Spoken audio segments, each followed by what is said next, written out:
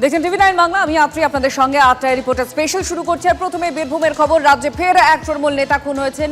ভাঙড় ইংরেজ বাজারের পর এবার সাঁইথিয়ায় খুন শাসক নেতা। লাভপুর বিধানসভায় শ্রীনিধিপুর গ্রামের অঞ্চল সভাপতি পীযূষ ঘোষকে খুনের অভিযোগ করা হচ্ছে।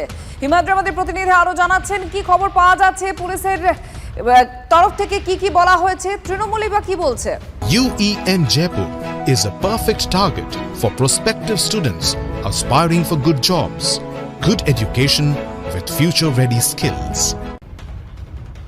তৃণমূলের পক্ষ থেকে এখনো সেইভাবে এই ঘটনায় মুখ খোলা হয়নি, যদিও তার পরিবারের লোকজন বলছেন তাকে খুন করা হয়েছে, তাকে বাড়ি থেকে ডেকে নিয়ে যাওয়া হয়। এরপরেই কিন্তু রাত্রি 2টোর সময় গ্রামের একটি মোড়ের কাছে তার মৃতদেহ দেখতে পায় স্থানীয় বাসিন্দারা।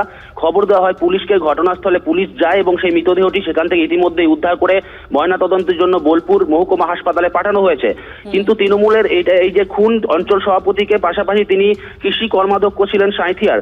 এই ঘটনায় তৃণমূলের কি কোনো গোষ্ঠীদ্বন্দ্ব রয়েছে, নাকি ব্যক্তিগত শত্রুতা, নাকি অন্য কোনো রাজনৈতিক শত্রুতা রয়েছে, সমস্ত বিষয় কিন্তু খতিয়ে দেখা হচ্ছে পুলিশের পক্ষ থেকে। সব মিলিয়ে কিন্তু সাত সকালে এই ধরনের খুনের ঘটনায় চাঞ্চল্য ছড়িয়েছে ব্যাপক। অভিযোগ রয়েছে কারোর বিরুদ্ধে?